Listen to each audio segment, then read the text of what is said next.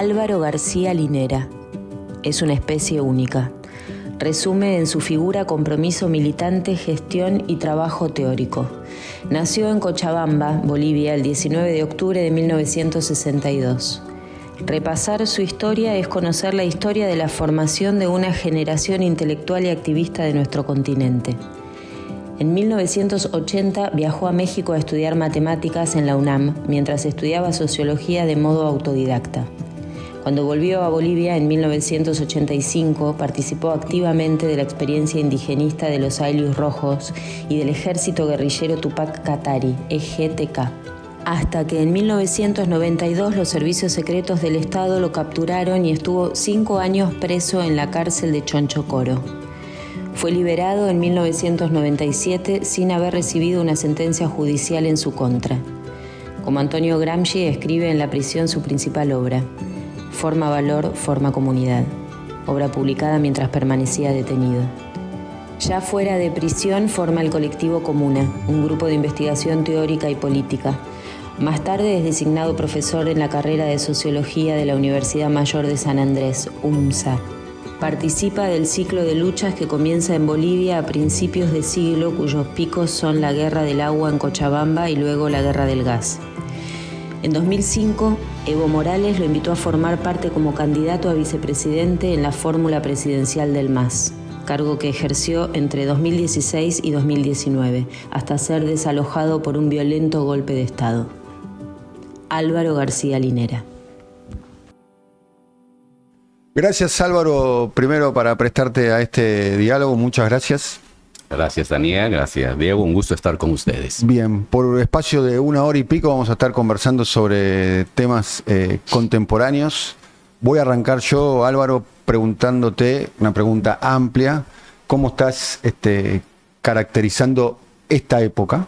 El triunfo de Trump, el inicio de una nueva carrera armamentística en Europa, el inicio de una guerra comercial de aranceles, de tarifas, la situación en América Latina, la situación en Medio Oriente. ¿Cómo caracterizarías este momento actual del mundo?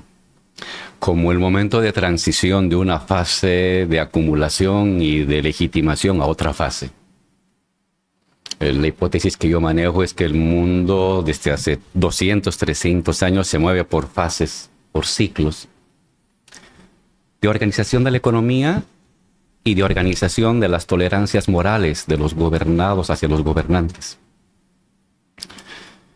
Y cuando las formas de acumular la riqueza, de concentrar y de distribuirlas comienzan a flaquear, comienzan a reducirse en su capacidad de gestión y de redistribución, también comienza a haber un agotamiento de las ideas, de las creencias que tenían las personas y que la adherían conflictivamente, pero la adherían a la economía. Y entonces se desata un tiempo liminal, yo le he llamado. Gramsci le llamaba interregno, pero él estaba imaginando que lo que venía era el socialismo. Y no siempre va a ser así. Capaz lo que viene es otro capitalismo. El capitalismo muta de formas, muta de sistema de creencias. Y estamos entre la transición de la etapa globalista neoliberal que se inició en los años 70, que en América Latina entró en crisis el año 2000, en el mundo el 2010, y aún no se avisora el nuevo modelo de acumulación ni el nuevo sistema de creencias global. Y hemos entrado en un tiempo de monstruos, de incertidumbres, de parálisis cognitivas, de desapego, de frustraciones, de rato en rato rotas por arranques de entusiasmo, caídas en el odio, desafecciones. El progresismo latinoamericano fue una de esas expresiones. Pero a la vez también los autoritarismos que están emergiendo en el mundo y el trumpismo. Y entonces hoy por hoy están en pugna para saber cuál va a ser el nuevo modelo de acumular para los siguientes 40, 50 años, que es lo que dura un ciclo. 3, 4 modelos. Uno de esos modelos es el chino. que es una mezcla de empresa estatal con empresa privada, globalista y sistema político iliberal. Funciona. Iliberal. Y funciona. El otro modelo es el modelo Trump, que ya lo ensayó en su primera gestión. Biden le dio algunos retoques, pero no lo cambió, que es proteccionismo en áreas estratégicas para recuperar una función industrial de Estados Unidos, neoliberalismo internamente hacia los trabajadores, la desregulación salarial, los derechos, y un liberalismo autoritario. Hay elecciones, hay relativa libertad de prensa, pero a la vez hay tolerancia hacia y promoción de acciones de sanción, de castigo, de venganza cultural y política contra los rebeldes de esta forma de organizar la vida. Está el globalismo liberal regionalizado de los europeos, que van a fortalecer su mercado interno en torno a la industria bélica. Van a seguir promoviendo valores liberales, pero van a levantar, y la están haciendo, fronteras a los chinos y a toda la migración latinoamericana y africana, para encerrarse como una especie de feudo liberal internamente, regional liberal internamente. Y está el modelo Milei, que es una especie de melancolía por el globalismo de los años 90. Y entonces dice, si el globalismo de los años 90 falló, no es porque se agotó, sino porque no fue lo suficientemente radical.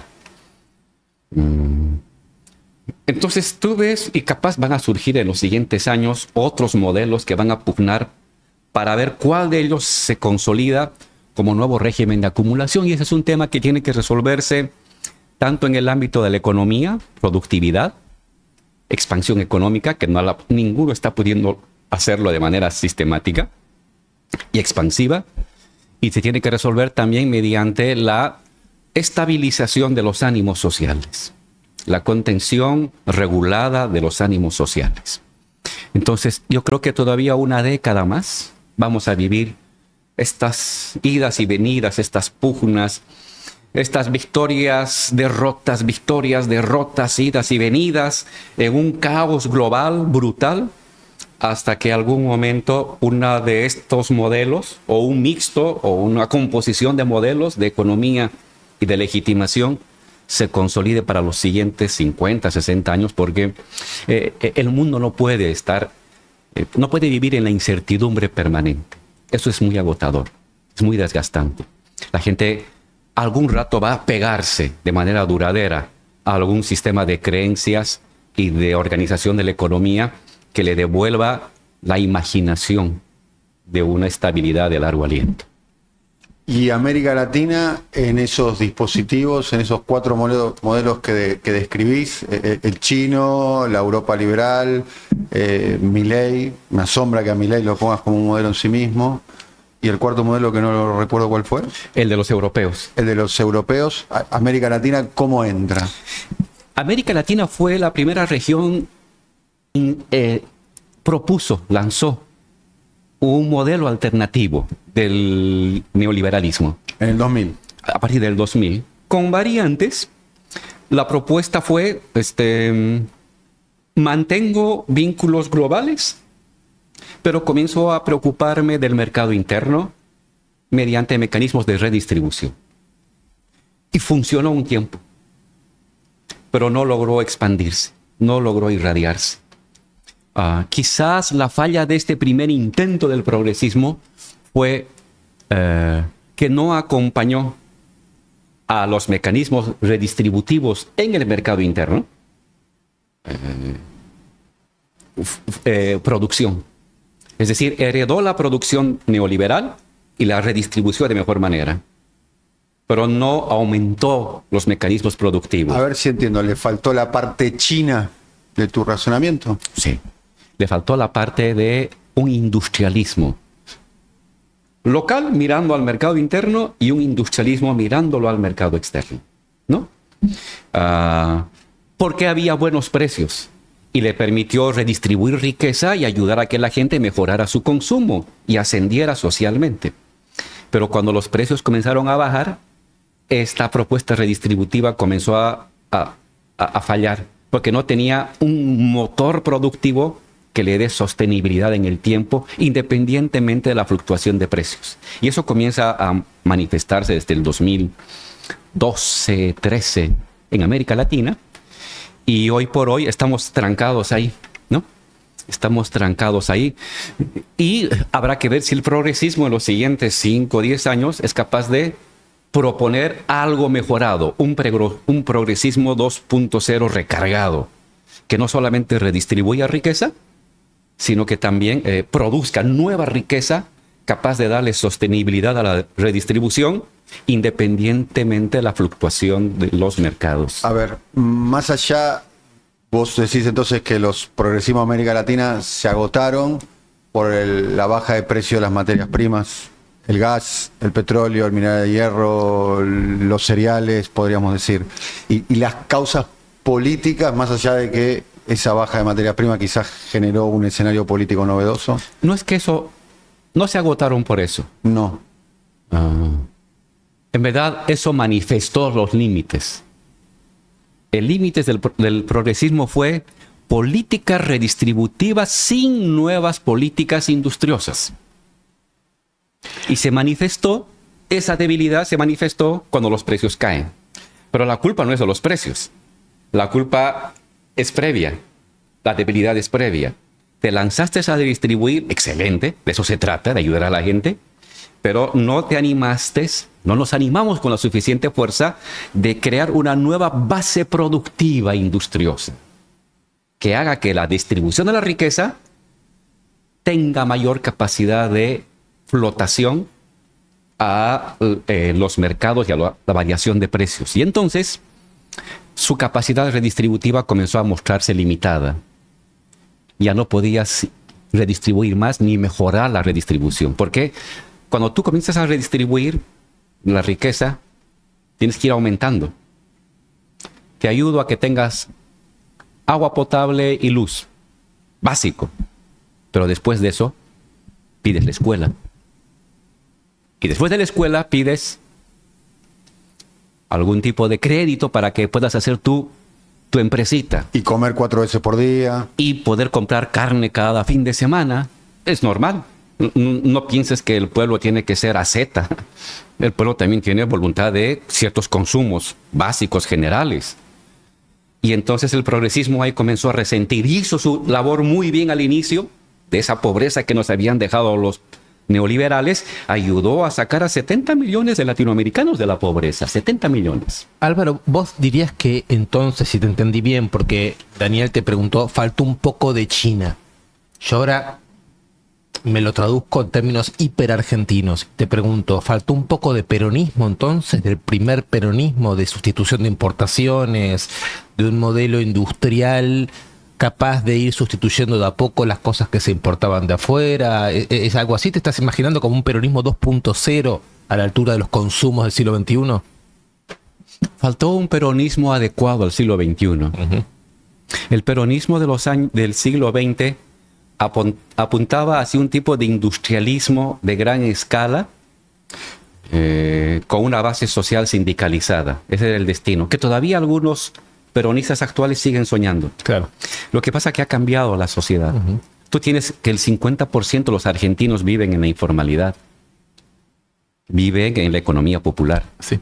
Eso no se va a industrializar al estilo clásico del... No se retrocede un siglo. No. Productivismo industrial de pequeña escala, de las formas que la economía tiene. Y industrialismo para sustituir parte de las exportaciones, industrialismo para exportar cosas distintas e industrialismo de pequeña escala para incidir en la productividad de las microempresas, de los pequeños talleres, de las Pero estructuras artesanales. ¿eso se puede imaginar sin que lo que llamaríamos nueva clase trabajadora industrializada en los términos en que lo estás diciendo, le suponga una baja salarial demasiado fuerte en relación a la competencia con los mercados asiáticos? Lo que pasa es que en algunas cosas no vas a poder competir con ellos, ¿no?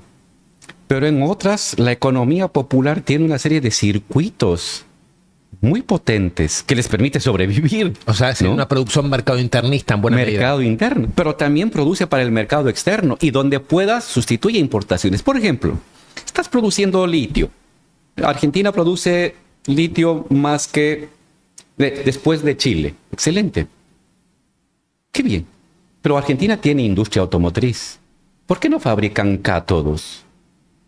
El litio estaba en $80,000 la tonelada. Ha bajado a 10,000. Pero la batería de litio, que valía aproximadamente $15,000, ha bajado a 11. ¿Por qué no produces baterías de litio? Tienes gente capacitada, claro. Tienes una industria de ensamblaje y de producción de partes y en vez de exportar $10,000 con tu tonelada, exporta $1 millón o $5 millones con la misma tonelada convertida en cátodos. Es lo mismo con el cobre.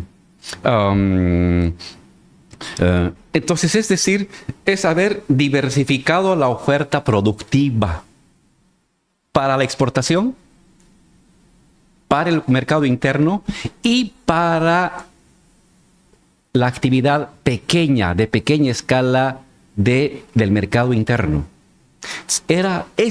Yo creo que ese es el futuro, apuntar a un productivismo industrial y a un productivismo de servicios y a un productivismo de la economía popular.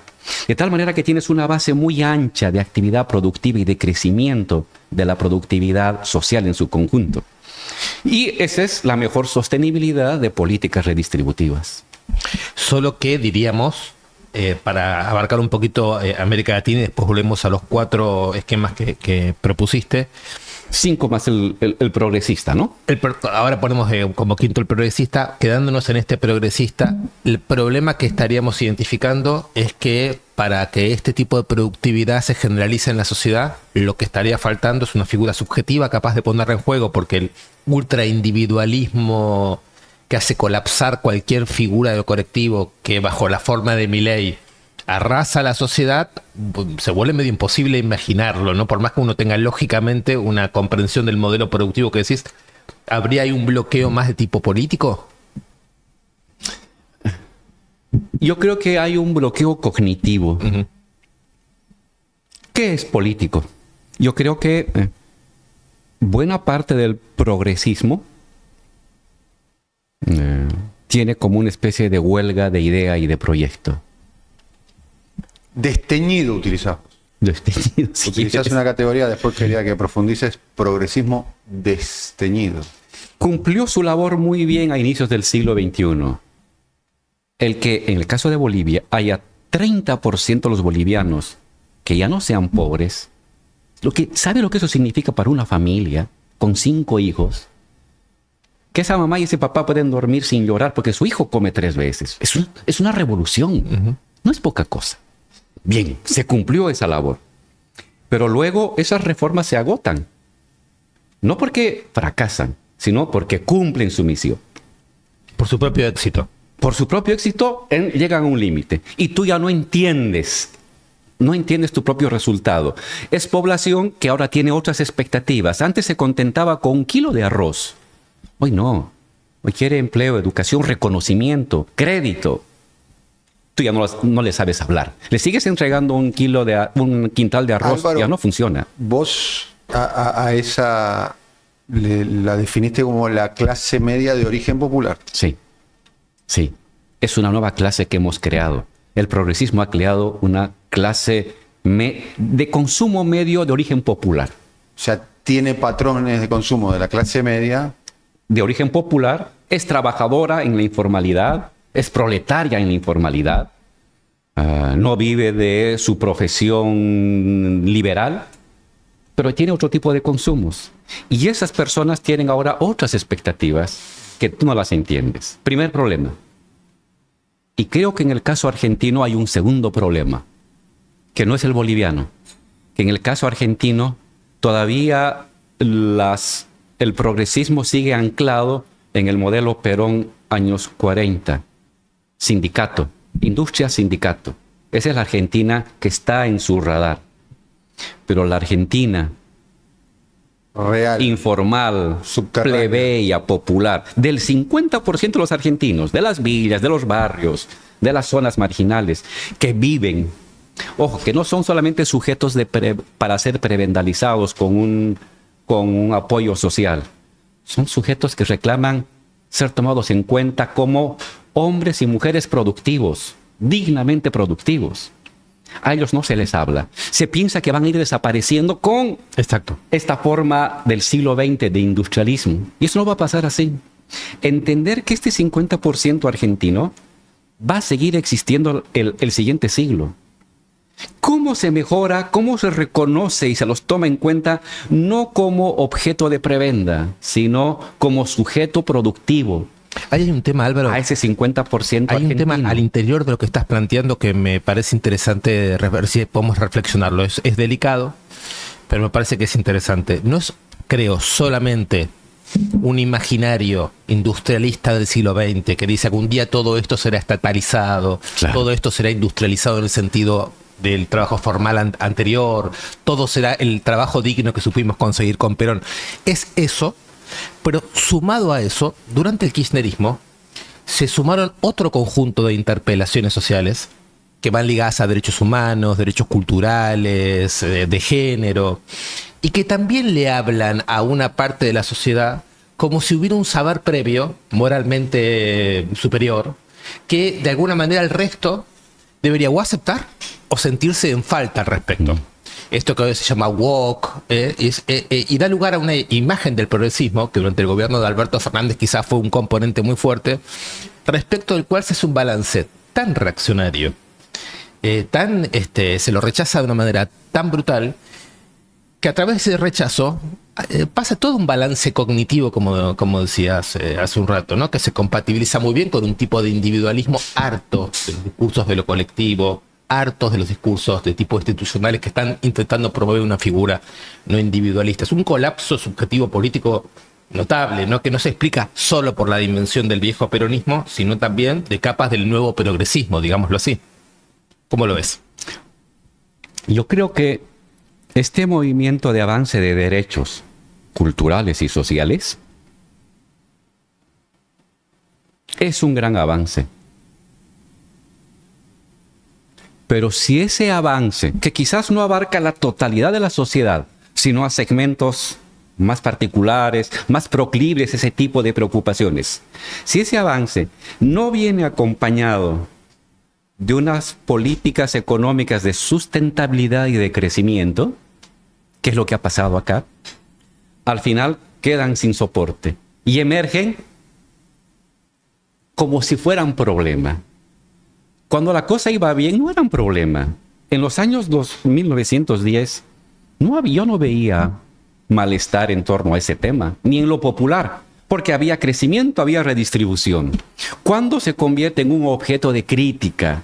De decir, ¿y eso por qué? Cuando la olla comienza a vaciarse, cuando el bolsillo comienza a estrecharse. Entonces, qué bien que haya avance en los derechos sociales, culturales.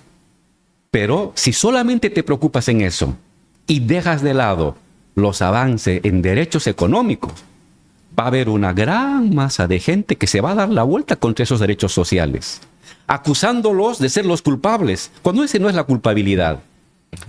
El que las mujeres tengan más derechos no es culpable de un malestar social, no. El que la economía no haya sido sostenida y el crecimiento y la distribución haya sido más amplia y duradera, ese es lo que ha ocasionado que la gente diga, el tema de los derechos de las mujeres es el culpable, están destruyendo la familia. La economía resuelve. Sobre eso, los derechos sociales van a ser tolerados y luego quizás imitados por segmentos de la sociedad que inicialmente quizás no se sienten reconocidos en ellos. Primero derechos económicos, después derechos sociales, hay una cuestión de orden. En paralelo, Pero derechos sociales sin económicos no avanzan. Derechos económicos más derechos sociales avanzan. A ver si entendemos. Sancionar la interrupción voluntaria del embarazo sin distribución del ingreso, sin mejora de distribución del ingreso, produce un retroceso. Exacto. Bien. Argentina es un ejemplo de eso. Argentina es un ejemplo de eso. Sí.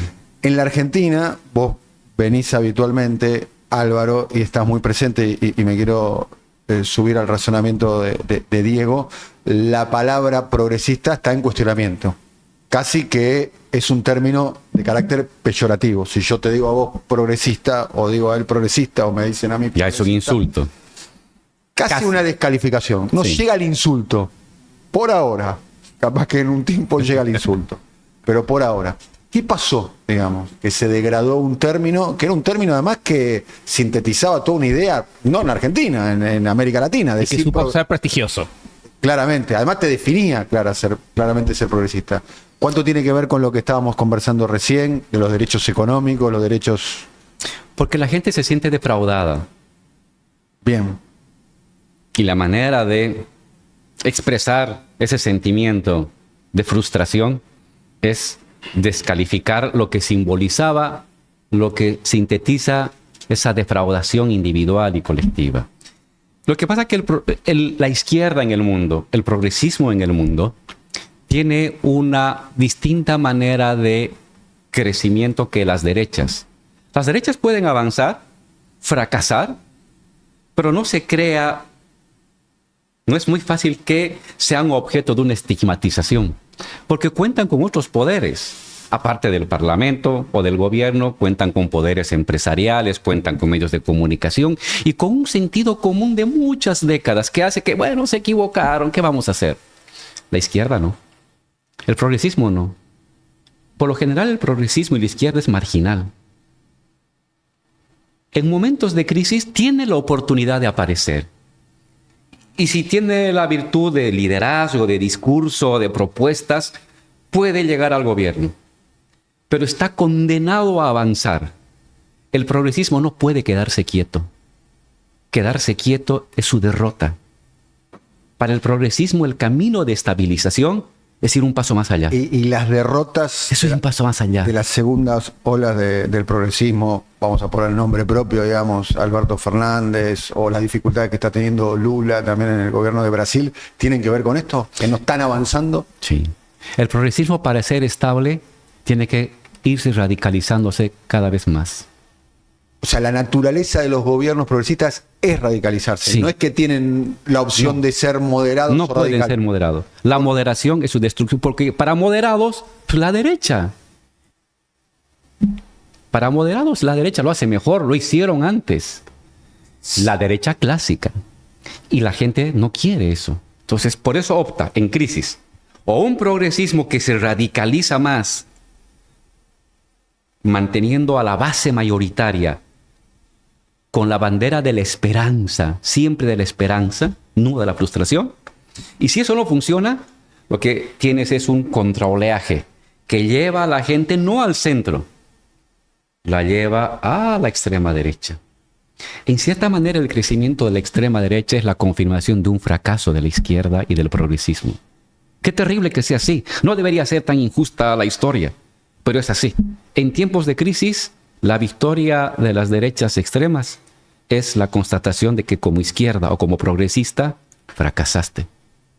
Bien, acá en la Argentina, a propósito de la frustración de lo que generó el gobierno del Frente de Todos y luego la emergencia de Javier Milei, Álvaro, muchos sostienen lo contrario de lo que sostenés vos, que se fracasó porque no se fue moderado, que el ajuste tendría que haber sido mayor, que el ajuste no lo tiene que haber hecho Milei, sino lo tendríamos que haber hecho nosotros, que macroeconómicamente el país era absolutamente inviable. Hay una discusión interna donde hay sectores, bueno, vos circulás mucho por Argentina, así que lo habrás escuchado, que sostienen eso, sostienen casi la posición contraria a la que sostenés vos. Y después de tu respuesta me gustaría, relacionado con esto, que hablemos de México, porque México representa otro recorrido. Lo que me acabas de decir es la constatación de esta parálisis cognitiva de esta huelga de ideas del progresismo. Cuando alguien del progresismo te dice, alguien tenía que hacer el ajuste, es que estás derrotado. Andate a tu casa. Nos gustaría terminar la entrevista acá. Nos queda 1 hora y pico, pero Vamos a mejor volver. síntesis que esta. Vamos a volver sobre esta síntesis. Es muy bueno. Sí. Quizás es lo que entendió bien el electorado argentino a través de instrumentos espantosos. Sabes que esa discusión se da al interior, Sí. digamos, claramente. Por eso estamos donde estamos. Estás en el terreno de ellos. Ya te han derrotado. No electoralmente, te han derrotado política y moralmente. Porque estás aceptando lo que está haciendo él. Un poco más humano, no tan brutal, pero lo que tú estás haciendo es lo correcto. Y por eso, ¿por qué le reclaman a la gente que estalle si la gente no ve otra alternativa? Porque tú mismo has abdicado de la alternativa. Alguien tenía que hacer el ajuste. Entonces, claro que Milei va a seguir teniendo apoyo. Pero está viviendo la miseria. Sí, la miseria engendra más miseria. No sabes la virtuosidad infinita que tiene el pueblo para inventarse maneras de sobrevivir. Un trabajo, otro trabajo, vender el viejo auto, vender pan, vender fruta, reparar en su taller, hacer botones. El pueblo tiene una infinita virtud para sobrevivir en la miseria y cuando crees que ha llegado a un piso, hay más abajo, hay un subsuelo, hay un sótano. Siempre hay un sótano más abajo.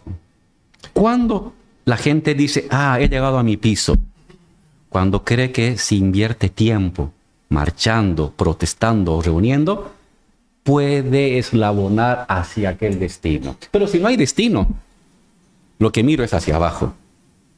1 metro más abajo, 2 metros más abajo, 3 metros más abajo, hasta el infinito. Y eso es lo que está pasando ahorita en Argentina. Álvaro, no quería dejar pasar lo que podríamos llamar una contradicción catastrófica para el gobierno de Milei, que es el modo en que vos describiste mileísmo y trampismo. Y Trampismo. Sí. Desde el punto de vista del mileísmo, por lo menos del debate público, el mileísmo se ha presentado como la vanguardia payasesca del trampismo, ¿no? Es una especie de precursor cómico, vasallo, digamos, del trampismo. Es vergonzoso. Vergonzoso. Pero como lo describiste vos, hay una incompatibilidad bastante estructural entre trampismo y mileísmo. Entonces, Eso podemos hablar. eso es lo que te quiero preguntar. Sí. Te lo quiero preguntar de 2 maneras. Sí, La primera es la crisis de imaginario que puede suponer para un gobierno como el de Milei, que estaba esperando a Trump como el momento de salvación. Es decir, si llegamos en el gobierno argentino, cuando llegue Trump, es el momento de nuestra consolidación. Quizás eso no se da. Y por otro lado, preguntarte, ¿qué ocurre entonces con la apuesta de Milei de convertirse en la representación sureña en América del trampismo, si el trampismo tiene un proyecto con enormes contradicciones respecto del de Milei? ¿Cuál sería tu lectura de esta contradicción? Yo me acuerdo en la campaña electoral acá, que había gente que estaba en la candidatura del actual presidente, que decía, yo les muestro el WhatsApp que nos va a llegar, al día siguiente nos va a llegar dinero. El propio Milei decía eso. Alguien. No, te lo recuerdo yo porque lo tengo presente. Fue el propio Milei Ha pasado 1 año y medio. en una entrevista con Alejandro Fantini. Ha pasado 1 año y medio. Ha pasado 1 año y medio. Y no llegó. Quizás va a llegar, sí. Pero el que no haya llegado 1 año y medio después del gobierno, algo te está diciendo. Y lo que te dice es este desencuentro entre un proyecto trumpista de no libre mercado, proteccionismo. ¿Qué dice Trump? La palabra más hermosa del diccionario es no libre mercado, es aranceles. I always say tariffs is the most beautiful word to me in the dictionary. Then I was reprimanded by the fake news. They said, what about love, religion, and God? I said, I agree. Let's put God number 1. Let's put religion number 2. Love, I don't know. We got to put that number 3, I guess, right? And then it's tariff. Because tariffs are going to make us rich as hell. It's going to bring our countries businesses back that left us. Eso para un liberal es una abominación. Trump le está poniendo aranceles a México, a sus aliados, la industria es aliada, a Canadá, a Europa, a los chinos, va a poner al mundo.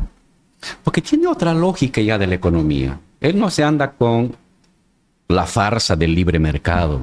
El libre mercado les permitió durante 30 años que llegaran productos baratos, pero desindustrializó a Estados Unidos y potenció a China. Y ahora el enemigo para Estados Unidos es China, una potencia industrial que alimenta al mundo. Y Estados Unidos vive en un permanente déficit y una pérdida de competitividad, y hasta el año 2030 China va a estar por delante de Estados Unidos.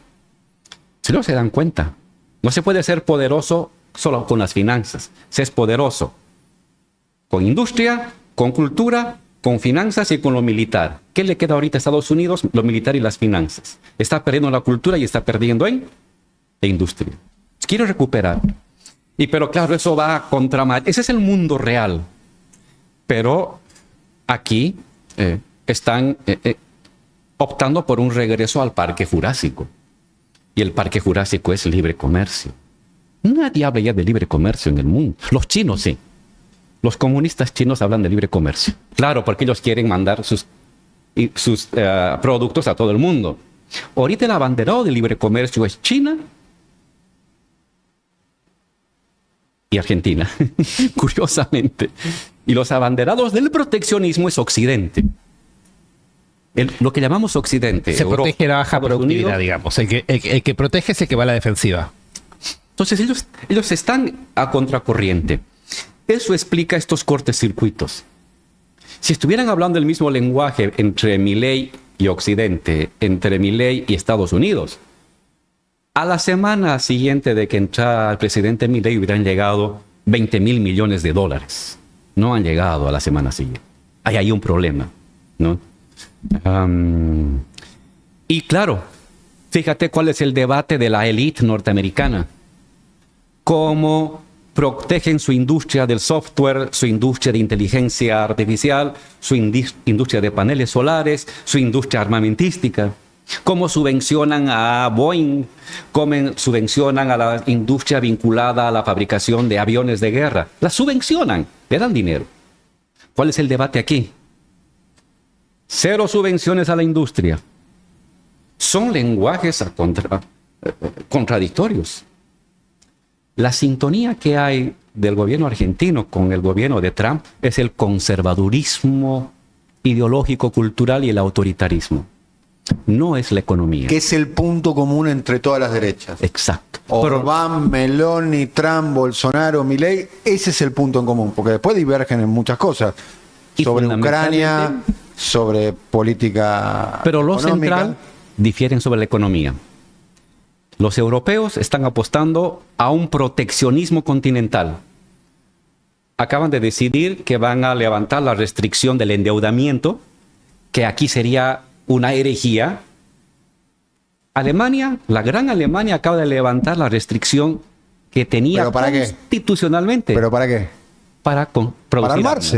Para armarse, una nueva carrera. ¿Para qué? Para proteger sus fronteras. Y acá están diciendo de que la clave de la economía es ya no endeudarse, tener déficit cero, y los alemanes están diciendo, no muchachos, eso está bien para los libros de hace 60 años. Hoy hay que endeudarse para producir una industria bélica para que nuestra economía salga a flote. ¿Y qué pasa con esas sociedades europeas, que yo estaba siguiendo eso casualmente de cerca, que toleraron la política de austeridad para la cuestión de educación, de la salud, de la vivienda, que es un tema muy severo en Europa? Lo toleraron y apoyaron democráticamente ese tipo de gobiernos, y ahora avalan que la política de austeridad llegue a su fin, pero para misiles, para aviones, para buques, para barcos. ¿Cuál es la razón por la cual...? Lo que están haciendo los alemanes, 800,000 millones para bombas y 100,000 milloncitos de euros para un poco políticas sociales y medioambientales. Pero esas son las jerarquías, para que veas cómo la lógica de la austeridad o de los mercados no son leyes naturales, son arbitrariedades políticas.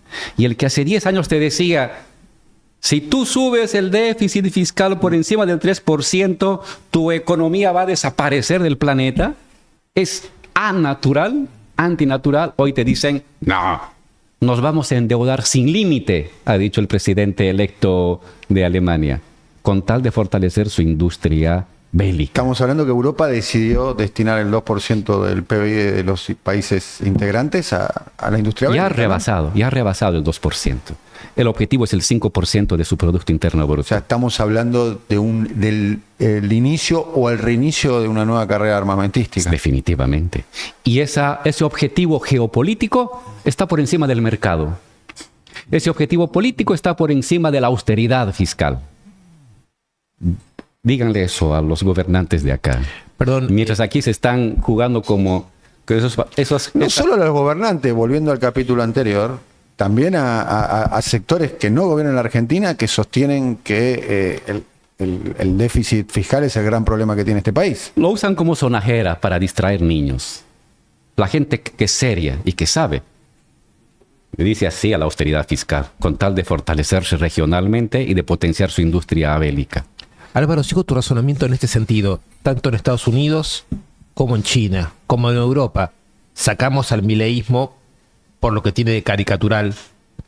El Estado está por encima del mercado de nuevo, si te entiendo bien, sea arancelando, sea poniendo nuevas metas de endeudamiento para generar una industria, sea como en China planificando la economía y poniéndole reglas al mercado. Son grandes momentos, pero muy distintos entre sí, en donde el Estado vuelve a estar por encima de lo que llamamos el mercado, lo cual rompe un dogma neoliberal muy en Argentina hoy muy dominante. Yo te quería preguntar por una de las tres variantes, que es la trampista, en este sentido. Estos nuevos tecnomillonarios, millonarios de la industria de la información, de los datos, de los algoritmos, ¿son parte de la nueva forma Estado norteamericana? ¿O son contradictorios con esta reposición del Estado, digamos, del poder público arancelador y digamos que está intentando reconstituir su posición en el mercado mundial? Es decir, ¿estamos en Estados Unidos ante el intento todavía no resuelto de crear una forma de Estado capaz de competir con China, o estamos más bien ante la descomposición de esa situación? Es buena pregunta y no tengo una respuesta muy clara. No tengo una respuesta muy clara, pero lo que sí tenemos es una especie de asalto de las oligarquías, de un asalto brutal, es decir, sin medida, sin moralidad alguna, de los recursos públicos. En unos casos, para enriquecerse personalmente, haciendo estafas. En otros casos, para asignarse proyectos. El Estado paga y yo recibo el dinero del Estado para recibir subvenciones. Y en otros casos, para enfrentar a tus adversarios. La guerra arancelaria es una manera de enfrentar a adversarios o a competidores tuyos. No se olviden que, por ejemplo, en temas de los autos eléctricos, estaba ganando la carrera Musk. Luego apareció BYD, que ha superado a Musk el año 2023. Hoy el principal productor de autos eléctricos en el mundo es BYD, una empresa china. Y Musk está quedando ahí atrás. Entonces, ¿en qué medida usar el Estado norteamericano es una forma de disminuir la expansión de BYD, principal productor de autos eléctricos en el mundo, y volver a subir a Tesla? Entonces, eso lo están haciendo de una manera grosera. A los años 80 hubo una telenovela, no sé si llegó aquí, que era de Huicho Domínguez, El Nuevo Rico. Eso no lo conozco. Era un tipo de sector popular que se volvió rico, pero con la estética del nuevo rico. El nuevo rico, bien. Grosero, ¿no? Así un patán. Emergente. Un poco son estos Musk son los patanes, ¿no? Que no tienen formas y que son muy utilitarios. A ver, el Estado, déme un contrato. El Estado, haré una criptomoneda. A ver, el Estado, este es mi competidor. Te pongo aranceles. A ver, ¿qué dices? son como groseros y niños con juguete nuevo. ¿Eso está significando ya como una etapa terminal? No te puedo decir si sí o no, pero es sintomático. Esta pérdida de formas, este dejar de intentar mantenerte en la dualidad de un gobierno siempre tiene que intentar hablar a todos, aunque defienda a pocos. Intentar contentar a todos, aunque privilegie a pocos. Y hoy dicen, no me importa el resto. Yo privilegio, hablo y hago negocios para pocos. Y el resto, por la fuerza de mi dinero, me va a hacer caso. Algo así como que hay una especie de pulsión a sustituir las formas estatales de su ambigüedad. Es de todos, pero para pocos. Sustituir, el nuevo Dios es el dinero. Y todos van a hincarse ante el dinero. Y como yo soy billonario, todos se van a hincar ante mí. Pero, oye, ten cuidado con esto, ¿no? Entonces, es un momento como de degradación de la política, ¿no? Y lo vemos en otros síntomas. La toma del Parlamento norteamericano, que un presidente enjuiciado sea presidente. ¿Me dejás poner una imagen para completar lo que estás describiendo? Imágenes realmente distópicas, ¿no? Que quizás si nos juntábamos hace 1 año, 2 años, 3 años y conversábamos como estamos conversando ahora, o conversábamos en otra instancia, no la podíamos imaginar, que es la asunción de Trump. Un presidente condenado que el día que se produjo el asalto al Capitolio, él era un paria político en el mundo, ¿no? Hacían fila en el Partido Republicano para echarlo. Terminó ganando contundentemente, no es que ganó por una cabeza, diría Carlos Gardel, sino que ganó de un modo contundente. Y hay una imagen que es muy distópica, la figura de tecnofeudalismo la divulga Varoufakis, que es los 7 hombres más ricos del mundo, de las llamadas 7 magníficas, de las llamadas empresas tecnológicas. Está Apple, está Microsoft, está Meta y demás, entre otras, Nvidia y otras más. El propio Elon Musk estaba ahí. Estaban en primera fila. O sea, la imagen tan poderosa, no tanto en la cultura política en América Latina, lamentablemente, tampoco en Argentina, pero sí en Estados Unidos, es muy poderosa la imagen del 1%. Del 1% más rico, ¿no? Hay como toda una narrativa alrededor del 1% más rico, tienen nombre, tienen apellido. Estaban en la primera fila. Estaban antes que los familiares del presidente Trump, sí, y antes que los ministros. O sea, es el dios dinero. Pero de una manera tan poco metafórica, digamos. Grosera. Exactamente. El fin de la metáfora, podemos decir, aplicado a... Era una imagen muy poderosa. Es sintomático. Es sintomática esa sustitución de un conjunto de valores tradicionales o de eso no generó mucho debate tampoco, ¿no? Creo que hubo el discurso de Biden, el discurso de despedida, donde planteó el problema hacia futuro, un discurso muy parecido al que tuvo Eisenhower cuando dejó la presidencia, hablando sobre el problema del complejo industrial militar, ¿no? Pero después pareciera ser que está normalizado. Esto me gustaría ver si podemos profundizar, Álvaro. La idea de la normalización, ¿no? Que ya está habituado al escenario natural. Estamos normalizados, que Elon Musk discuta que tenga el poder que tiene, que discuta con Lula de mano a mano. O que Biden use su autoridad presidencial para indultar a su hijo. Y que nos tengan absolutamente controlados con todo esto. Y que te lo digan, sí, te controlamos, ¿y qué? ¿No? Porque saben dónde estamos, saben lo que decimos, saben con quién hablamos, saben nuestros sentimientos, nuestros deseos, nuestros consumos, todo. Sí. Bien, esta distopía, digamos, este mundo que pareciera ser de los libros. Es muy clásica del tiempo liminal. Liminal. De ese tiempo de tránsito, de un sistema de ideas dominante en declive, a uno nuevo que aún no sabemos cuál es. Bien. Y en medio, 1, 2 décadas. Es esto, estas monstruosidades. De los monstruos de los cuales que nacen de un lado u otro, ¿no? Y vas a seguir viendo más todavía de eso. En esos tiempos se dio la Primera Guerra Mundial, surgió el nazismo, surgió la Revolución Soviética. Bueno, previo a la crisis del 29, Estados Unidos impone masivamente aranceles, digamos. O sea, casi que estamos en un paso previo a lo que puede llegar a ser una crisis. Y no olvides que Mussolini inicialmente era liberal. Entre el 19 hasta el 28 es absolutamente liberal. Y su programa económico es liberal. Y a partir de la crisis se vuelve ultra proteccionista. Entonces, ese tipo de monstruosidades vas a ver. Y ojo, yo creo que no hemos acabado de ver todas las monstruosidades. O sea, podemos estar Todavía puede haber cosas peores. peores que esto. Sí, O todavía. sea, nosotros cuando imaginamos acá en la Argentina, peor que esto es una deriva autoritaria. Sí, siempre O sea, se puede estar peor. Que el autoritarismo pase de los gestos a los hechos. Pero es también en este tiempo liminal, solo aquí, cuando las izquierdas, los progresismos, tienen oportunidad. Cuando hay estabilidad de largo aliento, años 80 al 2000, los progresismos son marginales, no tienen opción.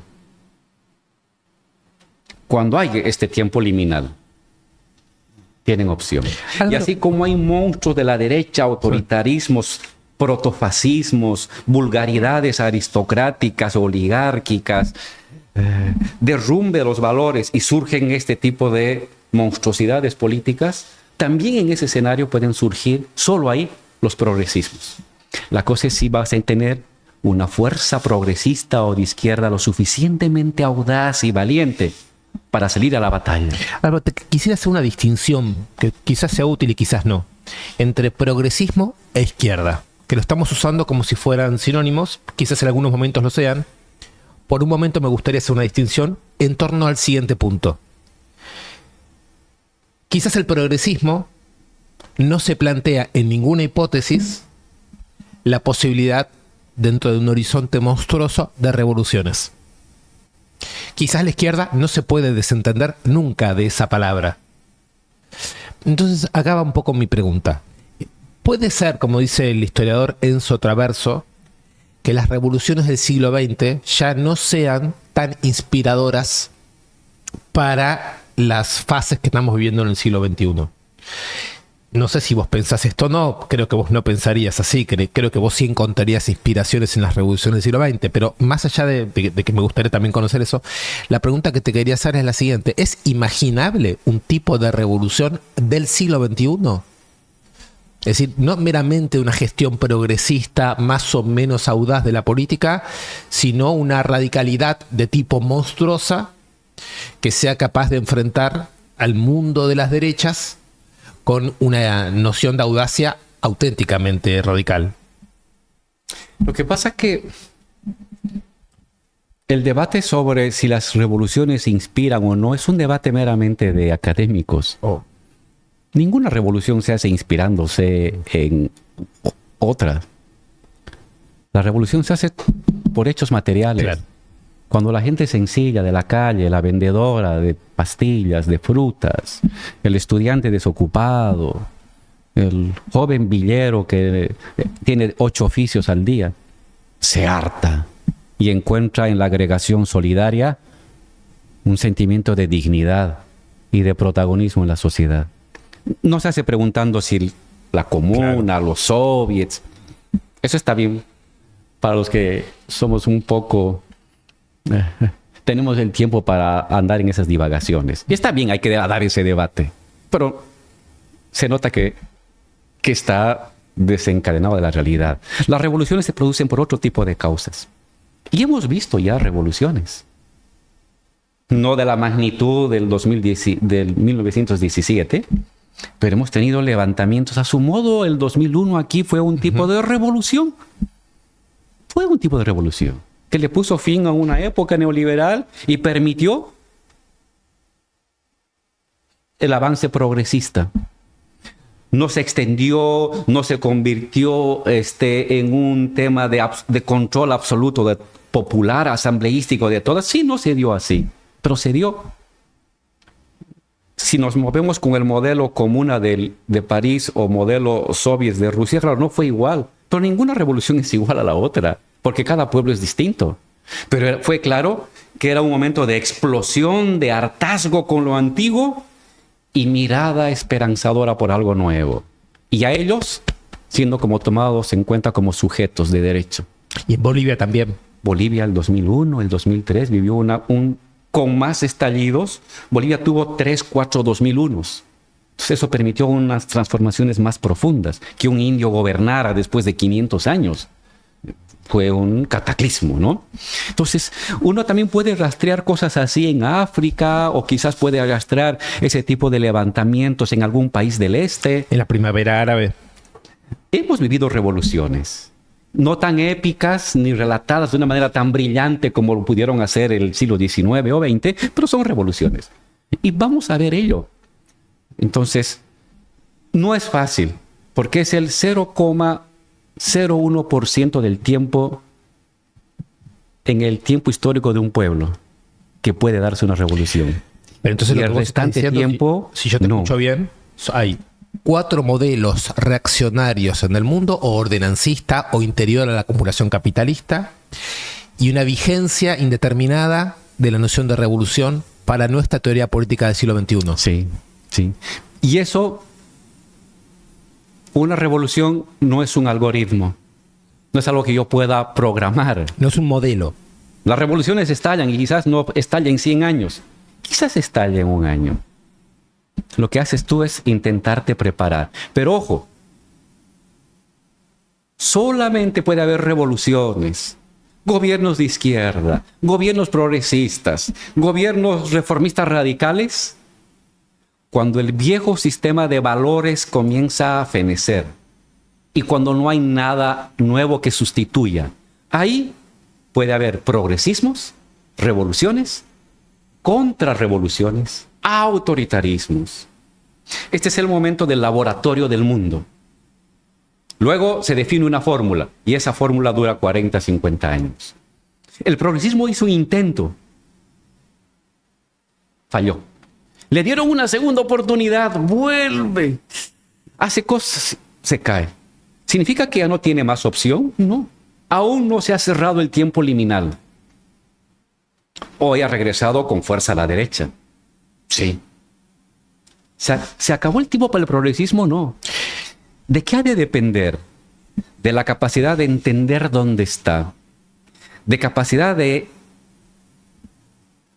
proponer de manera realista un curso de acción distinto al que ahorita prevalece. Cuando me dice Daniel, algunos compañeros dicen que había que hacer el ajuste, ni modo. Muchos, no algunos, muchos. Esos compañeros ya no son parte de la historia venidera.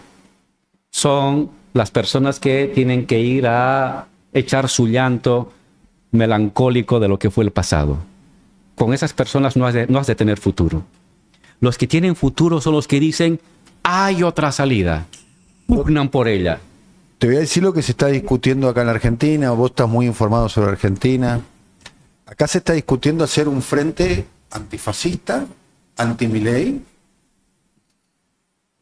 Giras un poco la cabeza, no sé por qué. Un frente republicano, digamos. Un frente republicano para enfrentarse al autoritarismo del gobierno de Milei. Y bueno, por las posiciones que tiene el propio Milei en contra de las minorías, en contra de las mujeres y demás. Y se está trabajando, unos se están trabajando sobre esa hipótesis. No me opongo al nombre. Póngale el nombre que quieran. No hay problema. Pero una propuesta, un proyecto político,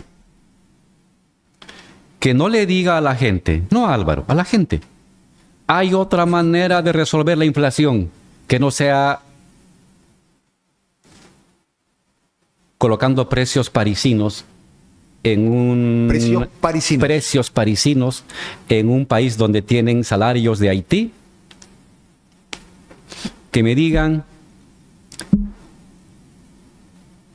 tengo una manera de reconocer a la economía popular y elevar su productividad como sujetos de derecho productivo y no como meramente un colectivo sin nombre y sin rostro que recibe dádivas del Estado.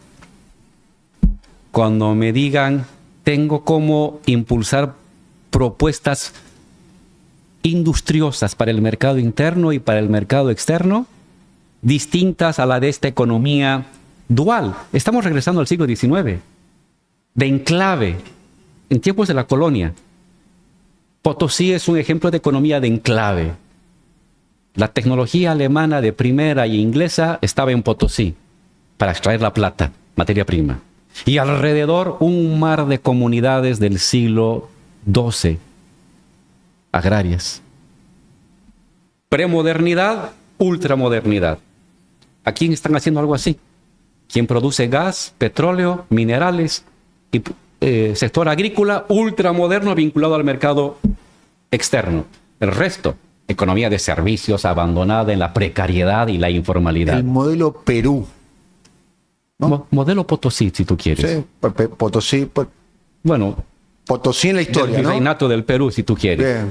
Ese modelo dual existió hasta el siglo XIX. A eso se quiere Me regresar. refería a Perú ahora, ¿no? Economía extractivista sin distribución del ingreso y inestabilidad política. Y entonces, si alguien me dice, no, hay la posibilidad de utilizar la base productiva argentina para impulsar una nueva industria altamente rendidora para consumo interno y consumo externo. Tengo la manera de impulsar el productivismo del sector terciario y de la microempresa argentina.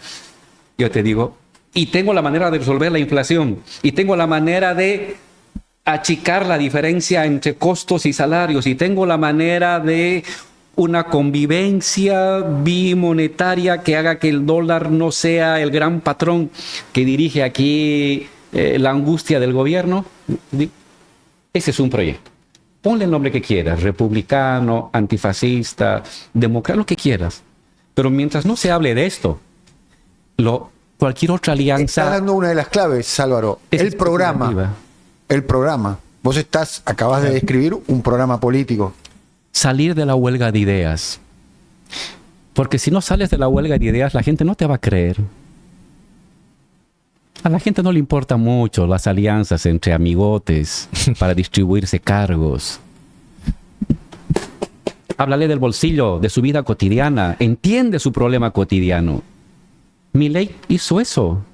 Milei de manera pervertida entendió algo de la angustia de la gente. Con el tema inflación. Claro. Y le dijo, yo resuelvo. No te sorprendas luego que la gente tolere esto. Yo me acuerdo que a algún compañero les dije, cuidado compañeros que se repita lo de Bolivia. Cuidado, no jueguen con la inflación. La inflación es un demoledor de ideas y de lealtades. En Bolivia, la Bolivia de los obreros, con casco, de los centros mineros, que le daban siempre las victorias a la izquierda y que el pueblo se identificaba con el casco minero que sacaba estaño de las entrañas de la Pachamama para vender al mundo. Esos mineros le dieron la victoria a un exdictador. Esos mismos mineros heroicos que leían a Lenin en sus asambleas, que discutían con un libro de Trotsky, con un libro de Lenin. El minero de base, con su coca en la boca y con su perforador en la espalda.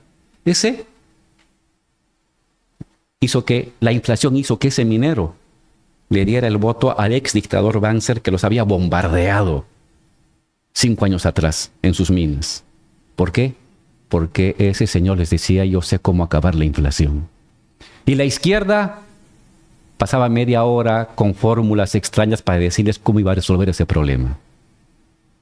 Cuidado que pase eso. Les decía aquí a los compañeros de Argentina, no, Álvaro, no te preocupes, aquí la inflación es algo normal. No se juega con la inflación, nunca jueguen con la inflación, porque es el poder social por excelencia, el dinero. Es el poder social por excelencia. Yo mido mi capacidad de vincularme con el mundo por la cantidad de dinero que tengo en mi bolsillo. El rico, el pobre, el clase media, todos. Y si tú juegas con eso, estás jugando con el soporte emotivo fundamental que tiene cualquier persona del mundo. Hay que saber regular. Hubo un candidato que supo entender eso. Por eso está donde está. y los otros candidatos no supieron. Hoy, ¿cuál es el problema? Hoy es el problema económico. ¿Qué tipo de economía realista, creíble, que llegue al sentimiento y a la expectativa de la gente puede ser posible? Si no tienes una respuesta con eso, los que están ahorita en el gobierno van a seguir donde están. Pregunta inevitable, Álvaro, respecto a lo que estás diciendo. Hace unos minutos dijiste que los compañeros que están pensando hacer tareas de ajuste o de administrar este tipo de modo de acumulación quedan atrás en la historia. Que hacia adelante quedan las personas que quieran volver a proponer ideas como las que estás planteando. Bueno, estoy obligado a preguntarte qué pasa a la Argentina real, no a la Argentina imaginaria. Claro, exactamente. Estoy obligado a preguntarte por qué pasa con los liderazgos históricos del progresismo, Evo Morales en Bolivia, Cristina Kirchner en la Argentina. ¿De qué lado están? ¿Están del lado de simbolizar una lucha anterior o están del lado de poder encabezar un programa hacia adelante? No le voy a poner nombres, porque los quiero a todos. Pero yo tengo una hipótesis. En esta historia de los ciclos, en un ciclo de estabilidad, crisis. Cuando hay una crisis acá, surge un liderazgo carismático. Solamente hay líderes carismáticos o lideresas en tiempos de crisis. Ahí surge. Y este liderazgo ha de mantenerse, para bien o para mal, hasta que estalle otra crisis. El carisma dura de una crisis a otra. No importa si lo hace bien, lo hace mal, no responde, es creativo, no es creativo. Este liderazgo es insuperable. Es el horizonte insuperable de lo popular. Para un periodo. Porque lo popular ha corporalizado su dignidad, sus logros en esta persona. Hasta que estalle otra crisis que dé lugar a otro liderazgo. Mientras tanto, has de vivir bajo su sombra. Aunque la líder o el líder... Este es el periodo actual. Sí. Ahora, muchas veces esta líder o este líder ya no puede ver bien el porvenir. ¿Por qué? Porque no quiere, se cansa, está preocupado en otras cosas. Puede darse. Y quizás se requiera una rutinización del liderazgo. Un sustituto. Bien. Quizás. Quizás. Capaz no. Pero este ha de ser efectivo si tiene el acompañamiento y la transferencia de su poder simbólico a este otro nuevo. Trasvasamiento se llama acá. Negociado. Se le decía. Si no le trasvasa, por mucho de que éste emerja con mucha creatividad, no le va a ir bien. ¿Eso es el modelo mexicano? Sí. Ahí me gustaría casualmente. Sí. A ver. Hasta ahora. Tiene que haber algún tipo de acuerdo generoso entre un líder que es carismático y que nadie sustituye su carisma y otro líder, otra líder, en caso de México, que no tiene el carisma de él. Pero está claro que por temas constitucionales tiene que aparecer. Pero esta tiene fuerza porque este lo sostiene. Sin esto que le sostiene, este no va a tener la fuerza de lo popular. Entonces, entre este y este tiene que haber algún tipo de acuerdo histórico y generoso, ¿no? ¿Hasta cuándo? Hasta cuando emerja un nuevo estallido social que dé lugar a otro tercer liderazgo carismático, en fin. Entonces, no hemos sabido en América Latina resolver este problema, la coexistencia entre el líder carismático y el líder rutinario. Bolivia es un ejemplo de eso. Líder carismático Evo, que empuja al líder rutinario, y el líder rutinario que se enfrenta al líder carismático y lo quiere encarcelar. Pasó lo mismo en Ecuador. Con Aquí, Lenín Moreno y Rafael. Y Rafael. Aquí no ha llegado a ese nivel de confrontación, pero cuidado, no lleguen a eso. No lleguen a eso. Hoy en Bolivia, la principal preocupación de Evo es cómo destruir a Luis La principal preocupación de Luis es cómo destruir a Evo. Mientras tanto, Marinkovic, los olleros, los agroindustriales están bailando cueca, están bailando reggaetón, distrayéndose con la pelea entre hermanos. Terrible, degradado. Tiene que haber una generosidad histórica entre los dos, entre el líder carismático y el líder rutinario para encontrar algún tipo de acuerdo, pacto, negociación. Hasta ahorita México lo está logrando y ojalá que se mantenga así los siguientes 6 años. México tiene un impedimento de carácter institucional que los presidentes se quedan 6 años y se van a la casa, ¿no? Sí, También, eso ayuda. Pero aún así, si bien se va a su casa AMLO, si hubiera algún tipo de disidencia muy fuerte, lo va a hacer por cuidar a su pueblo, ¿no?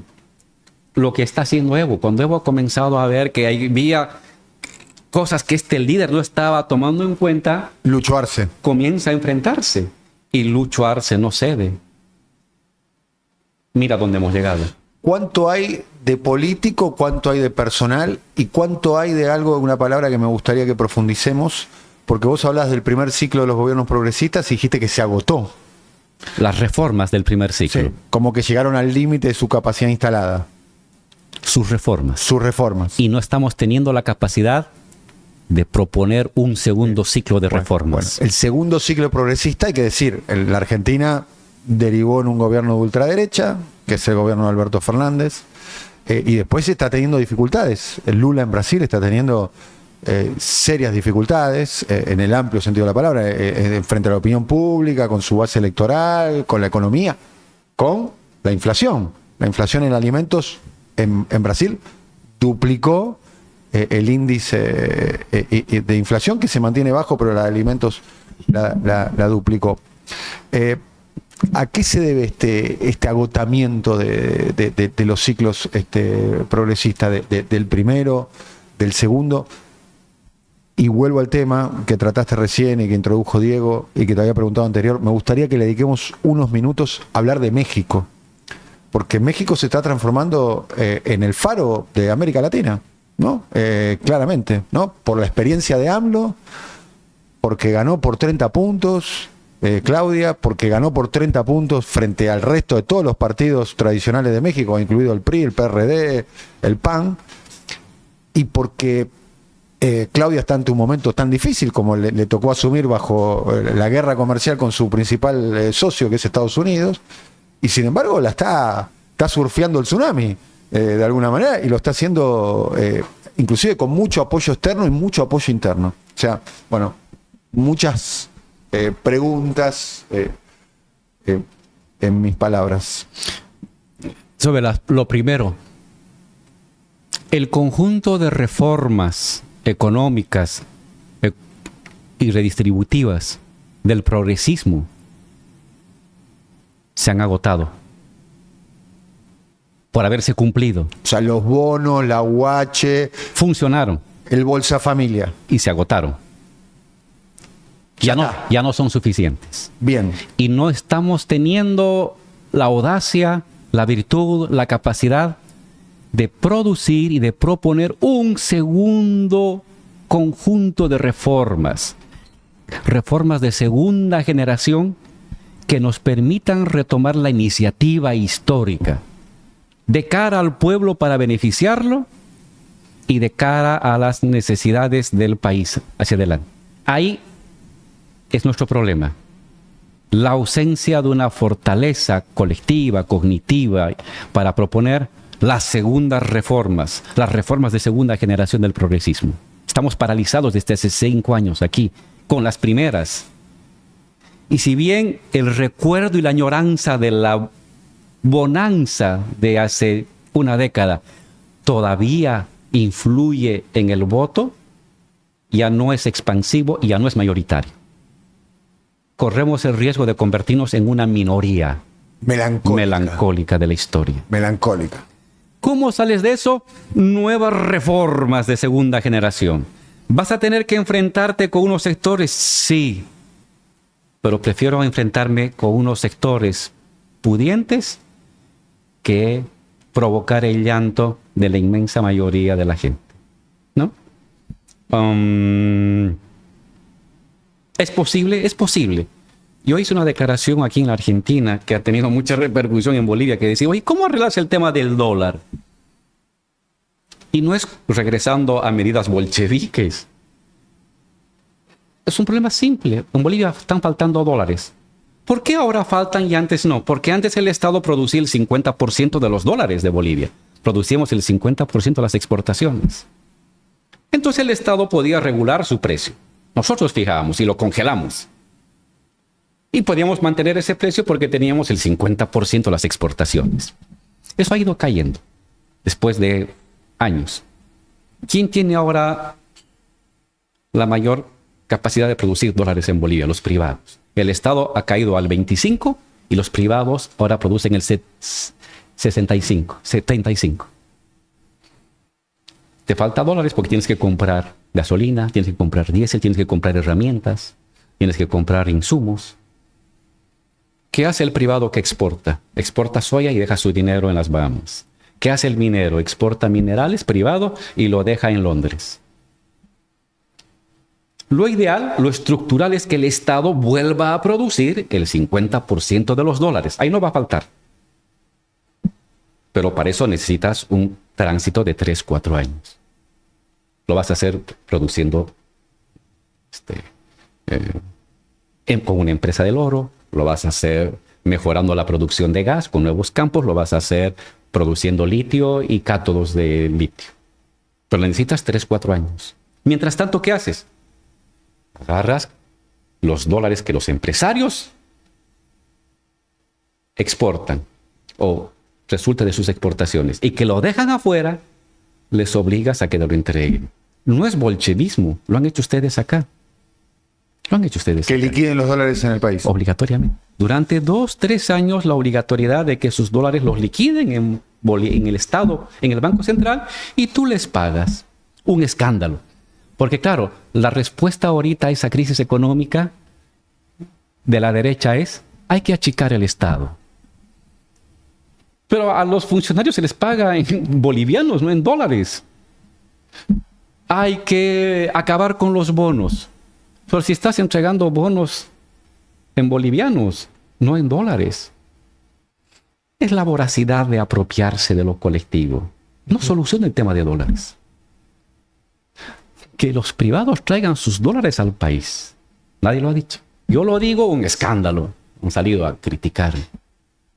Esa es una alternativa frente al debate en Bolivia de privaticemos, achiquemos el Estado, levantemos subvenciones, quitemos bonos sociales, que es lo que está debatiendo la derecha. ¿Hay un otro camino? Sí, que el privado me entregue sus dólares. Están escandalizados, por supuesto. Pero es un intento de ir diseñando caminos creíbles, probables y no utópicos de resolver los problemas concretos. Pongo este ejemplo para Bolivia. Para Argentina o para Chile, o siempre hay otro camino que no es el ajuste. Porque ajuste es castigar al pobre. Cuando tú dices ajuste es, voy a hacer recaer en los pobres el gasto de arreglar la economía. Y el progresismo y la izquierda, si va a llamarse progresista izquierda, tiene que tener otra alternativa. Y si no la tiene, es que no sirve para nada. Una reforma económica que no genere dolor en la gente, que no genere miseria en la gente. Esta es nuestra labor, es nuestra obligación. Y ojo, no solamente creo que este es un tema de competencia de los líderes políticos. Tiene que ser un tema de competencia de la masa crítica e intelectual que cada país tiene. Evo, cuando tomó la decisión de nacionalizar, no se le ocurrió a él. 5 años previos, dirigentes sociales, académicos, activistas, amas de casa, comenzaron a producir en el debate público en tiempos en que hablar de nacionalizar era como hablar de el tiranosaurio Rex. Eran esos tiempos, eran los tiempos de Menem acá y en Bolivia eran los tiempos de Sánchez de Lozada. Generaron un programa. Generaron un debate colectivo por fuera de las élites políticas que luego el líder, cuando está en situación de tomar decisiones... Bueno, acá pasó lo mismo con el kirchnerismo. O sea, el kirchnerismo hace propia una agenda que no había construido ni Previa. Néstor ni Cristina, era previa, ¿no? Hay que construir esa agenda. ¿No? Bueno, es un poquito lo que te quería preguntar, porque acabas de decir algo. Acabas de decir una masa intelectual. Y cuando empezaste a describir esa masa intelectual, llegaste incluso a nombrar ama de casa. Claro. Hoy en Argentina, si vos decís intelectual, muy difícilmente la persona que te escucha piensa en una ama de casa. Y sin embargo vos lo estás haciendo. Estás suponiendo que intelectual no es solo el que tiene tal título de doctorado, sino aquel que piensa lo colectivo de una manera Y viva. que lo habla en un barrio, en una asamblea, en una junta de mamás. Bien. Es el intelectual colectivo. Mientras gobernaba Menem en la Argentina, el ama de casa, las personas en el barrio, actuaban un poco más como intelectuales. Pensaban, discutían. Cuando llegó el 2001, eso que vos llamaste hoy recién acá una revolución, había asambleas en los piquetes, en las fábricas recuperadas, en la ciudad, ahorristas, de todas las figuras de la crisis hablaban de esto, digamos. Entonces, como dijo recién Daniel, cuando llega el kirchnerismo, existe un debate social previo que, digamos, el líder político, como dijiste vos, se encuentra con una cierta sociedad. Con El gran ciertas mérito de palabras. Néstor Kirchner es haber interpretado toda esa Mirar ahí, proteína. leer ahí, mirar ahí. De ahí la sorpresa.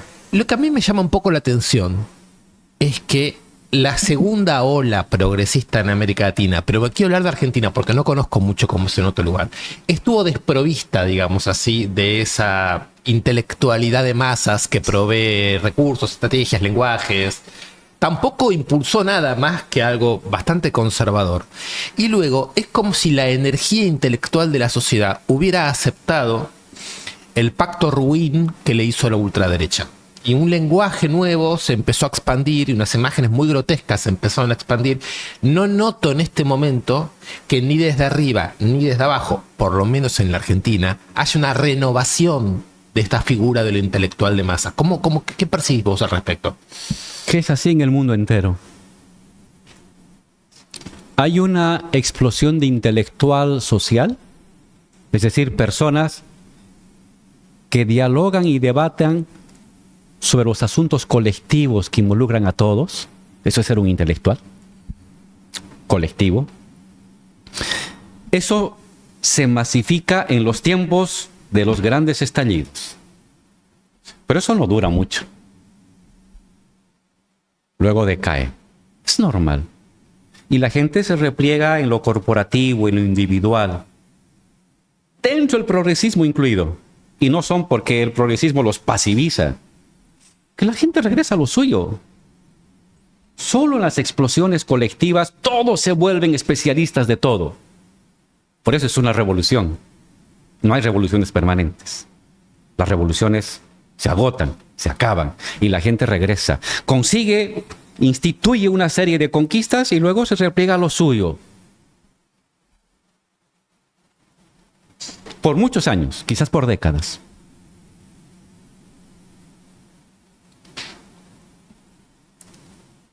En Bolivia, en estos tiempos, la señora que vende papas sabía del gas, sabía lo que era un TCF, lo que era en boca de pozo. Ella debatía, no solamente el ingeniero petrolero, el señor que trae plátanos para vender en el mercado. Y luego no, luego se repliega. Pero quedan núcleos de activistas, de gente que se especializa en ello. Es volver a lo que hacíamos antes. ¿Acaso el progresismo existió siempre? El progresismo es de izquierda en América Latina. Viene de microflujos de agua marginal que poco a poco se fueron juntando, que corpuscularmente estaban dispersos y luego fueron convirtiéndose en un pequeño torrente y luego más grande y más grande. Entonces, es una responsabilidad social, pero mientras tanto, mientras no haya más activismo cognitivo y reflexivo de la sociedad llana de abajo, toca a los núcleos intelectuales profesionales comenzar a explorar estas vías y pugnar, porque hoy hablo en tu micrófono y me voy luego a otra radio del barrio o de la villa y hablo lo mismo.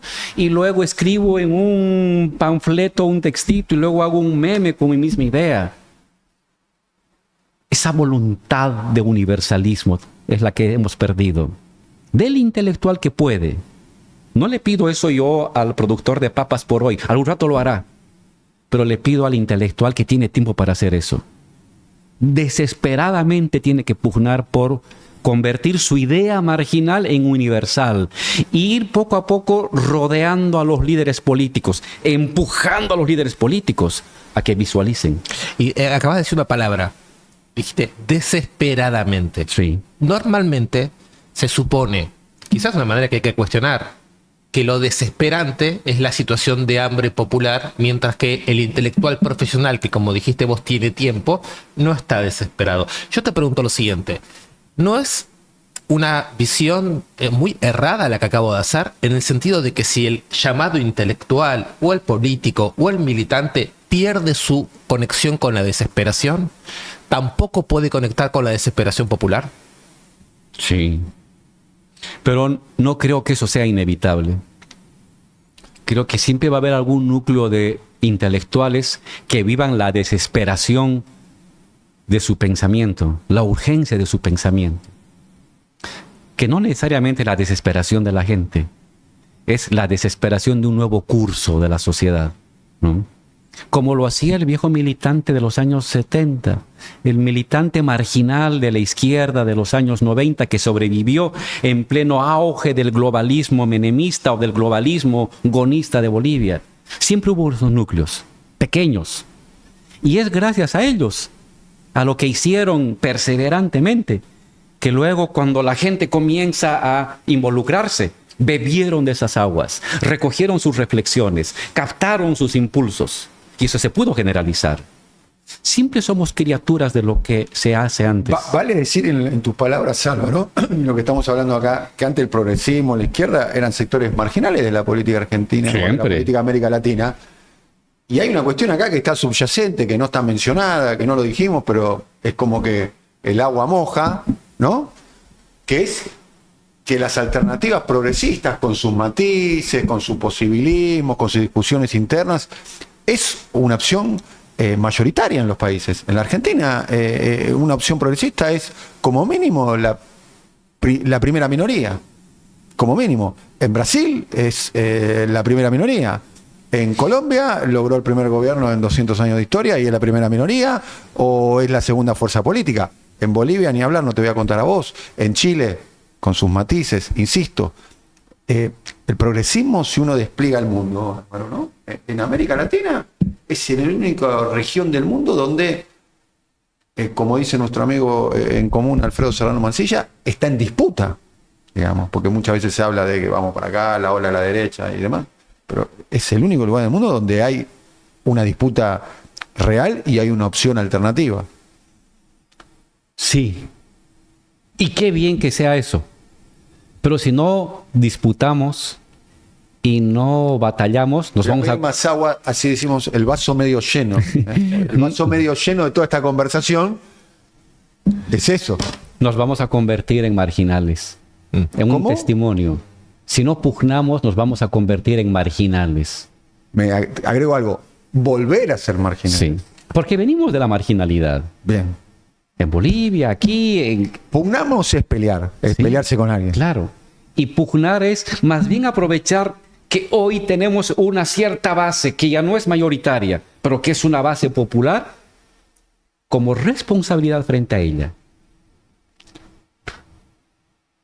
Proponer un curso de acción que permita que esa base popular minoritaria se vuelva otra vez mayoritaria, como lo fuimos. Si no hacemos eso, es inevitable nuestro declive. O sea, no hay que ir al centro, sino que hay que radicalizarse. Estás obligado. Obligado. Estás obligado. El progresismo, dijimos, solo puede sostenerse si avanza. Para el progresismo, detenerse es retroceder. Es una ley injusta de la historia política, pero así sucede. El progresismo, si quiere consolidarse, tiene que dar un paso más. Un nuevo paso. Un nuevo paso. Un nuevo paso. Cuando dice, no, ya lo hice todo y aquí me quedo, Pero eso significa pelearse con alguien. Eso significa tener una fuerza política, electoral, ocupar el espacio público, la calle. Para eso eres progresista. Porque si no, luego te conviertes en un testimonio. Un poco Podemos es el ejemplo. Podemos. Sí, de la conversión en un testimonio minoritario de la grandeza que tú pudiste haber obtenido antes. O sea, cuando llegaron a la posibilidad Del sorpaso al PSOE. del sorpaso, tuvieron posiciones más... Implosionaron por cuestiones internas y ahora van a sobrevivir quizás en la política española con ese 4 o 5%, 3, 6%. En la siguiente elección, la subsiguiente elección, lograrán 4 puestos electorales. Ese es el destino. Si tú no pugnas... ¿Es el ejemplo griego también con Syriza? Con Syriza. Si no pugnas por universalizarte permanentemente, reinventando tus propuestas, reinventando tu proyección de futuro. Problematizo lo que decís. Para hacer eso tenés que correr un poco o algo o bastante los márgenes del sistema. Sí. Nosotros en el 2005 nos peleamos con las empresas extranjeras. Y eso nos permitió un excedente económico porque nacionalizamos el gas, el petróleo, las telecomunicaciones, la energía eléctrica y el agua. Está bien, Álvaro, ustedes entraron con los tanques a Petrobras. Sí. Ustedes entraron con los tanques a Petrobras. Y eso te permitió... Acá no puede tirar ni un chasquibún, ¿eh? Eso te permitió 15 años de excedente económico. Hoy ya no tienes eso. ¿Con quién me voy a pelear? Ahora me toca a los empresarios exportadores. Bien. Y de aquí a 10 años, quién sabe quién será. Pero siempre, siempre, siempre, siempre con el objetivo de que el 95% de los bolivianos mejoren sus condiciones de vida. Siempre habrá un adversario al cual enfrentarse para lograr eso. Cuando dejas de ver adversarios y dices, no, ya lo logramos, ahora me estabilizo, te conviertes en conservador. Y para el progresismo, convertirse en conservador es convertirse en una marginalidad burocrática. Ya ni siquiera la marginalidad activista de los años 80 y 90, sino una marginalidad burocrática electoral como Podemos el día O de hoy. una pieza de museo política. Sí. Un tema político que estás planteando, quizás ya es... No quiero reabrir un tema a esta altura de la conversación que ya es muy larga, ¿no? Pero vos planteaste una teoría del líder popular y del carisma popular.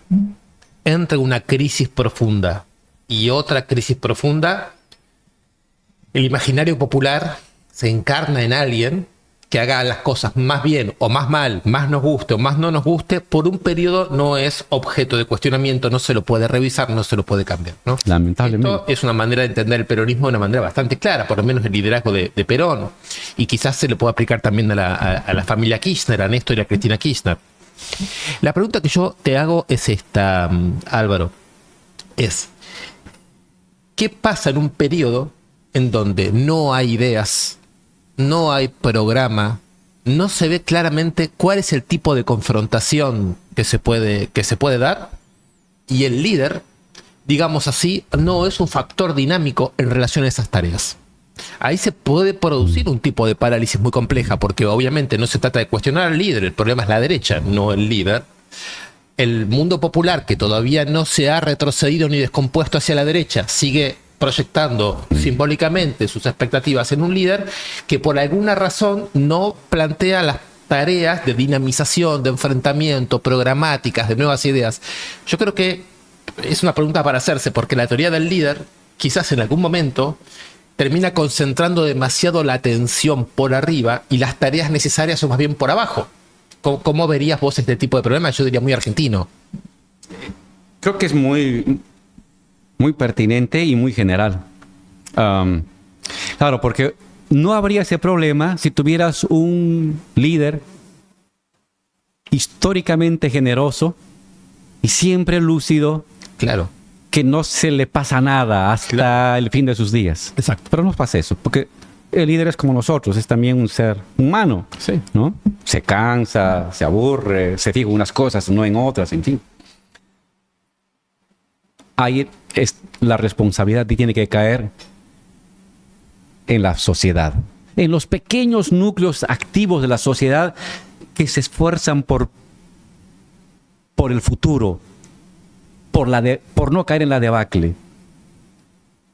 A veces hay que empujar al líder. A veces hay que despabilarlo al líder. ¿Y eso cómo lo haces? No basta una charla. Desde afuera. Los líderes solo pueden ser interpelados porque reconocen al que tiene también algo de liderazgo. Es curioso. Si bien los líderes carismáticos tienen una profunda devoción en cada persona del pueblo, sus influyentes no son su entorno. Sus influyentes son los que por fuera de su entorno tienen algún tipo de poder simbólico. Porque un líder siempre está preocupado de absorber el poder simbólico de todos. Monopolizar. Que lo tensiona, digamos. Sí. Entonces es por fuera del entorno que hay que tensionar, ¿no? Una actitud sumisa de decir, vamos a esperar lo que nos diga el líder, te arroja a la parálisis. Darío, vos te has quedado muy impactado cuando Álvaro dijo en algún momento de esta conversación, si hay personas que siguen pensando que hay que hacer un frente cajustista o qué sé yo, quedan como al fin de la historia, dijiste, tendríamos que terminar acá, ¿no? Sí, no terminamos ahí, la charla continuó. Estamos en el tramo final de esta conversación, Álvaro, te agradecemos mucho. Siempre es muy interesante escucharte más en este momento. Me gustaría que profundices sobre la cuestión México, ¿no? Insisto sobre, pareciera ser que México, por ese trasvasamiento de liderazgos entre AMLO y Claudia, pareciera ser que puede ser un modelo a fijarse.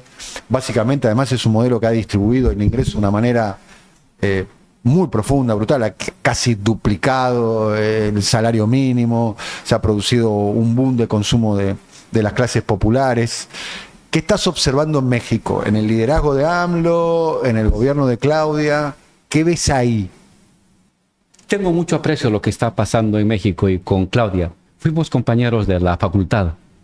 Somos temporáneos. Ella estudiaba física y yo matemáticas. Somos una generación curiosa. Vos te estudiaste en México. Sí. Yo estudié matemáticas y ella estudiaba física. Cuando ella era una militante universitaria. Claro. Estábamos lado a lado en la asamblea. Yo un poquito más radical que ella. Un poquito más radical. Pero siempre extraordinaria. Una gran capacidad de liderazgo. ¿La conocés de aquella época? Claro, estoy hablando del año 1983. Okay. 3, 4, 5. ¿No? Un poco conozco la trayectoria, luego la vi ya cuando estuvo como alcaldesa de la Ciudad de México. Igual, brillante. ¿Tienes una relación personal con ella y política? Y un aprecio. Y una relación intermitente. Y veo que está haciendo cosas muy importantes. La virtud del momento mexicano es que está en la etapa ascendente del progresismo y la izquierda. Bien. No ha llegado a su plató, a su está cima. En nuestro 2010. Está en nuestro 2009, 10, está ahí. Pero va a llegar 2, 3 años, 5 años, el momento del declive. Ha logrado mostrarnos que por ahora es posible una manera distinta de gestionar la transición del líder carismático AMLO a la líder rutinaria Claudia. Una generosidad y humildad de parte de Claudia frente a AMLO, una generosidad y una humildad de AMLO frente a Claudia. Distinto a lo que vemos en el resto del continente. Está funcionando esa fórmula. No sé si luego ya la podemos patentar, pero hoy por hoy funciona. Esto habrá que ver cómo funciona en los momentos del declive inevitable y necesaria de las reformas que han tomado ahora, que va a llegar de aquí a unos años. Hoy por hoy no te preocupes, pero hay que estar preveyendo el porvenir, hay que adelantarse, hay que ver por debajo del pavimento un poco más allá que lo que está aquí inmediato. Y luego habrá que ver si hay predisposición a unas reformas de segunda generación que le den una sostenibilidad a este proyecto más allá de los 14 años que va a cumplir cuando Claudia acabe su gestión de gobierno, porque cada gobierno dura 7 años. AMLO 7, Claudia 7, son 14. Ahí es donde hay que estar atento. Celebrar lo que está haciendo, qué bien, Y ojalá tengamos la lucidez para que cuando nos estemos acercando al año 12, 13, 14, ya estemos preveyendo cómo vamos a relanzar o van a relanzar las nuevas reformas que te permitan otra vez remontar el declive con un nuevo ascenso, ¿no? Entonces, ciertamente, hoy por hoy en el continente, México es un faro. Es como el porvenir. El ¿no? porvenir. Es como el porvenir, ¿no? Pero va a enfrentar tarde o temprano problemas similares a nosotros y hay que estar muy atentos a cómo los va a resolver para sacar lecciones de allí. Tema Bolivia. ¿Qué está pasando en Bolivia? ¿Qué puede pasar en Bolivia? Algo de alguna manera desarrollaste cuando hablaste de los liderazgos carismáticos y los liderazgos más burocráticos. Un declive sin gloria. Declive sin gloria. Sí. Duro que lo digas Muy vos. duro, sí. Duro que lo digas vos. Y duro. lloro por eso. Llorás. Sí. Llorás. Porque no hay ¿Te nada... la mente o te caen lágrimas? Todo. Porque no hay nada más trágico. Es como una conciencia desdichada. Haber visto el ascenso y tener que narrar el declive. Eso no es justo. Uno debería morir. Decir declive sin gloria hasta... No sé si no me siento arrepentido de haberte hecho la pregunta, mira. Pero hay que ser honesto siempre. No, nunca voy a esconder lo que leo de la realidad. Porque Bolivia fue para nosotros también de alguna manera un faro, ¿sabes? Ojo, es un declive sin gloria no inevitable. Siempre es posible remontar. Siempre la historia está abierta. Siempre es posible remontar. Pero hoy por hoy estamos asistiendo a un declive sin gloria. ¿Qué rol estás ocupando vos en eso? Tratando de articular.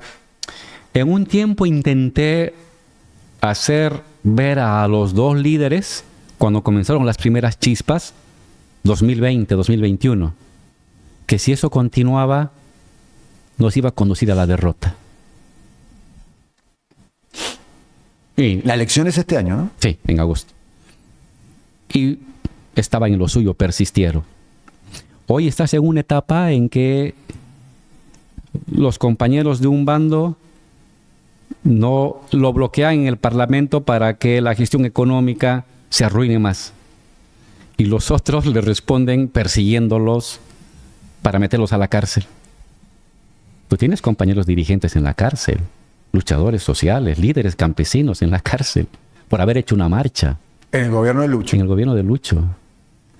Tienes a Juan Ramón, el ministro de la Presidencia, en la clandestinidad, porque lo van a meter a la cárcel. Evo no puede salir del trópico porque si sale a una ciudad lo van a detener y meter a la cárcel. Es terrible. Es terrible. Y la pelea no es qué hacemos con el déficit fiscal o qué hacemos con las empresas que tienen dinero o dólares, sino es quién le hace más daño al otro. Mientras la derecha, lo dije antes, la derecha celebra, impone su relato, dice que los indios son unos inútiles, son unos incapaces que han destruido Bolivia, que hay que quitar las subvenciones, que hay que privatizar todo, que hay que botar a la gente a la calle, que hay que hacer como Milei, que ha hecho un muy buen trabajo. ¿Y quién ¿Qué hay que hacer como Milei? Sí, que está haciendo muy buen trabajo. ¿Y quién le responde? Nadie. Porque estamos en la acusación. Traidor, vendido, perro, desgraciado. ¿Es una situación de no retorno?